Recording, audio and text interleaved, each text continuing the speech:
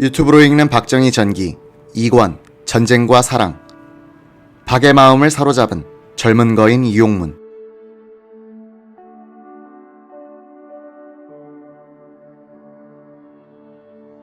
육본 정보국 전투정복과 남한반장이던 한무협 중위는 자신의 결혼식에서 주례를 서줬던 박정희를 무척 따랐다.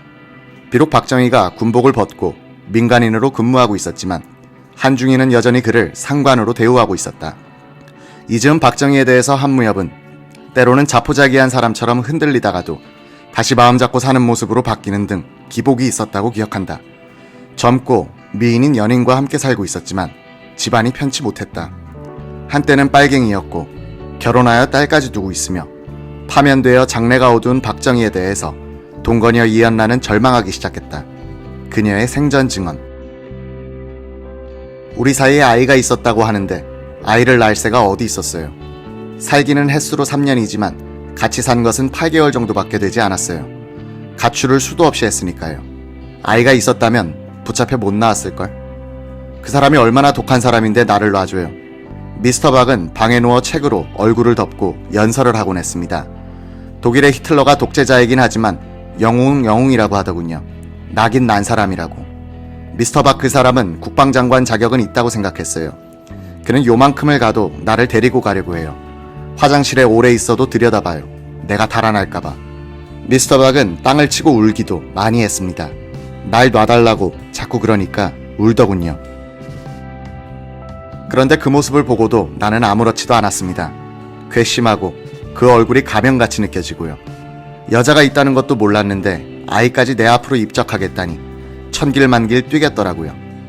지금 생각하면 내가 그분의 마음을 너무 아프게 해드린 것 같습니다. 연분이 아니었죠. 미스터 박이 대통령이 되었을 때도 아무렇지도 않았으니까요.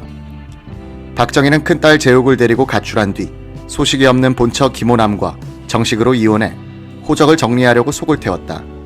박정희는 고향에서 제법 사업에 성공해 큰 기와집을 사서 살고 있던 조카 박재석을 불러올렸다. 박정희는 조카를 중국집에 데리고 가더니 울먹이면서 하소연을 했다.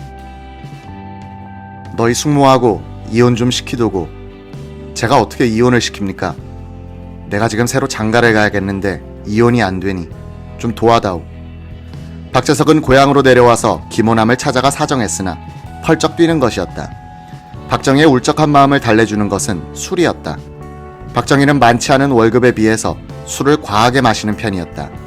월급이 나오자마자 운전사를 시켜 봉투째 단골 술집 여주인한테 갖다 주기도 했다.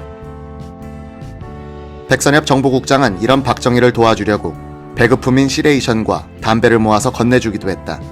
팔아서 쓰란 뜻이었다. 한무협 중위는 어느 날 종로의 단골집에서 술을 마신 뒤 먼저 집으로 돌아왔다. 다음날 출근하니 박정희가 전화를 걸었다. 차를 가지고 나를 데리러 오라는 것이었다. 간밤에 단골집으로 가니 술집 여주인이 양말부터 속옷 일체를 새 것으로 갈아입히고 있었다. 박정희는 천진난만한 어린아이처럼 앉아서 옷을 하나씩 받아 입는 것이었다. 한중희는 오늘도 부부싸움이 벌어지겠구나 생각했다. 이 무렵의 박정희에 대한 기억들은 거의가 술과 연결돼 있다. 그는 불운의 계절을 술로 달래고 있었다. 박정희는 정보국 5과장 차오성 소령과 자주 어울렸다. 박정희는 빼갈, 막걸리, 소주 등 닥치는 대로 마셨다.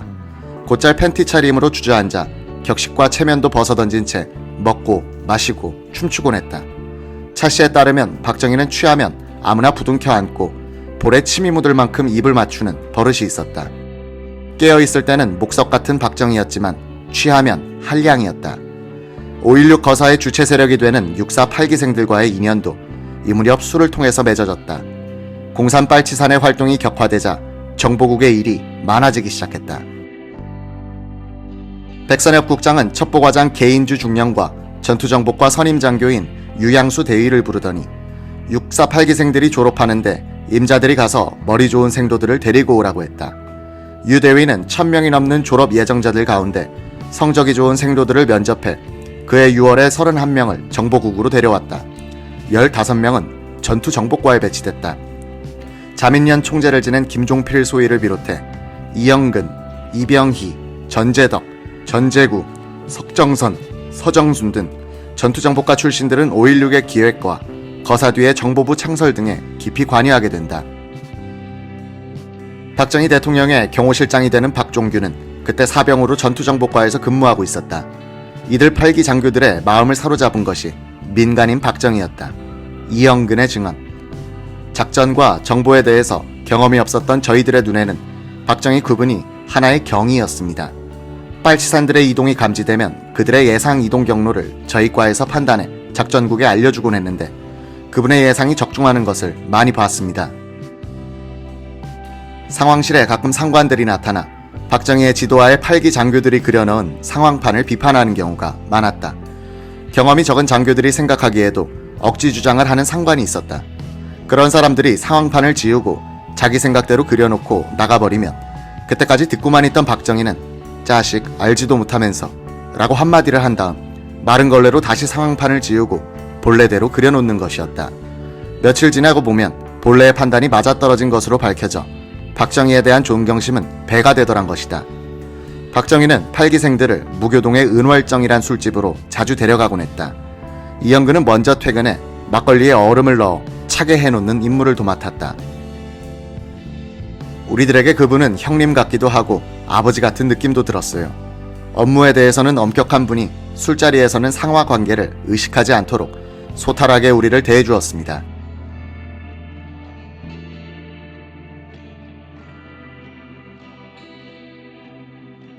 (5.16) 거사 이전 박정희의 생애를 군사 구태타를 위한 인맥 구축 과정이란 관점에서 파악한다면 1949년 말에 벌써 기본적인 포석이 이뤄진 상태였다. 물론 박정희가 계산적으로 그런 인맥을 만든 것은 아니었다. 흘러가는 인연 속에서 박정희의 능력과 매력에 의해 특수한 인간관계가 만들어진 것일 뿐이다. 만주군관학교 인맥, 육사 중대장 시절의 생도 인맥, 그리고 전투정보과에서 만난 8기생 인맥. 이들은 5.16을 성공시킨 3대 인맥이다. 박정희는 나이가 직속상관이나 동료들보다 3살에서 5살가량 많았고 말수가 적은 데다가 부하들을 인격적으로 대했다.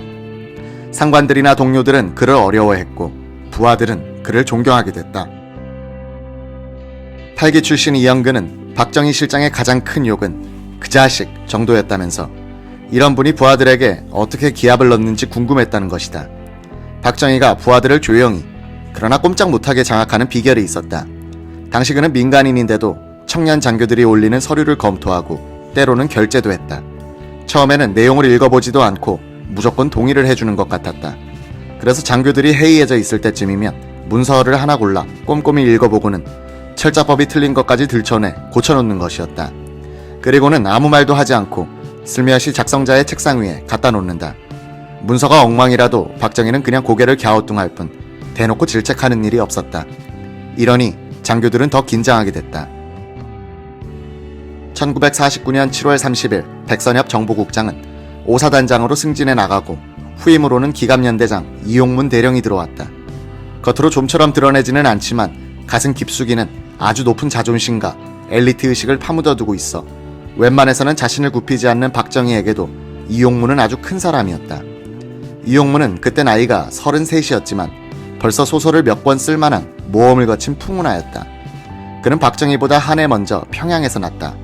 아버지는 큰 곡물상이었고 바로 위에 형은 해군 참모총장을 지낸 이용문. 그는 평양 종로 공립보통학교를 다녔다.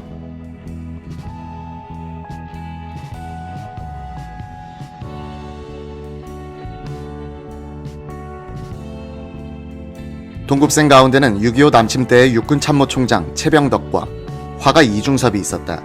쾌활하고 장난질 좋아하는 이용문 소녀는 평양 고보를 졸업한 뒤 최병덕과 이종참보다 한 해 늦게 일본 육사에 들어갔다.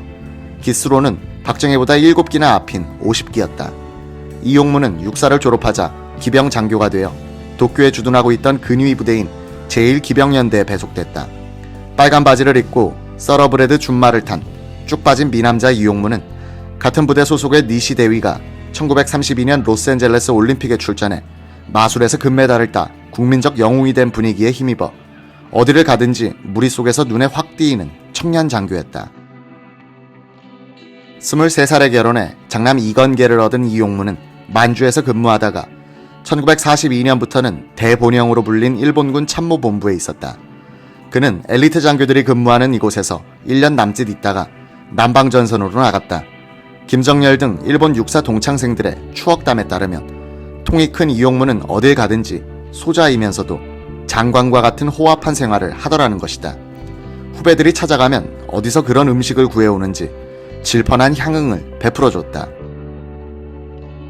이용문 소자는 월남의 싸이공에서 패전을 맞았다. 월남의 허리를 가로지르는 17도선 이북은 장개석 군대가, 이남은 영불연합군이 진주해 일본군을 무장해제하는 임무를 맡았다. 일본군은 연합군의 반발에 갖고 있던 물자와 무기를 호찌민 부대에 건네주기도 했다. 프랑스가 다시 월남을 지배하려는데 대한 반감을 공유하고 있던 일본군과 호찌민 부대는 심정적인 동지였다. 이런 분위기에서 이용무는 호찌민 군대를 적극적으로 지원했다. 더구나 그는 군수 참모였으므로 물자를 팔아 거액의 군자금을 만들고 자신은 중국인으로 위장해 월남 민족주의자들을 돕고 있었다. 일본 육사 후배인 김정열은 이때 무장이 해제되지 않은 일본군 부대를 지휘해 싸이공의 한 지역을 경비하고 있었다. 가끔 이용문 소자가 귀뜸을 해주는 것이었다. 오늘 오후 3시쯤 XX에서 폭탄이 터질 테니 알아서 해. 그러면 영락없이 그 지점에서 폭탄 테러가 일어나는 것이었다. 김정열 소자가 형님 제발 내 관할 구역에서는 그러지 마세요 라고 하면 이용무는 야 네가 모른 척하면 될 것 아니야 라고 하는 것이었다. 1946년 4월 싸이공에 남아있던 한국인들을 태우기 위해서 일본 구축함 한 척이 입항해 김정열은 귀국길에 올랐다. 이용문에게 같이 귀국하자고 했더니 그는 너털 웃음을 터뜨리면서 야 중국 대륙은 넓어 라고 했다. 이용문은 1947년 9월에 호련히 인천항을 통해서 귀국했다. 귀국할 때 마카오에서 화물선 한 척을 구해서 물건을 잔뜩 싣고 와 돈을 많이 벌었다. 그는 무역업을 하려고 했는데 창군에 참여한 선후배들이 강권해 정부 수립 후인 1948년 11월에 국군에 들어왔다. 육사 구기 특기생으로 들어와 바로 소령으로 인간했다가 한 달 뒤에는 중령으로 승진, 초대 기갑연대장이 되었던 것이다. 젊은 거인의 풍모를 가진 이용문 정보국장은 단박에 박정희의 마음을 사로잡았다. 형과 어머니를 잃고 동거녀 이연랑과는 갈등을 계속하고 있던 박정희는 천이 무봉한 호걸형 이용문에게 의탁하고 위안을 받으려는 마음이 생겼을 것이다. 두 사람의 성격은 대조적이었다. 외향적이고 호방한 이용문에 비해서 은인자중하며 치밀한 박정희는 상호보완적 성격으로 해서 더 잘 어울렸다. 두 사람은 대국을 보는 눈이 있었다. 일제 말기에 만주군과 일본군에 있었던 조선인 출신 장교들은 만주, 중국, 동남아시아, 필리핀, 남태평양을 넘나들면서 전쟁을 경험하는 과정에서 상당히 국제화된 안목을 갖게 됐다.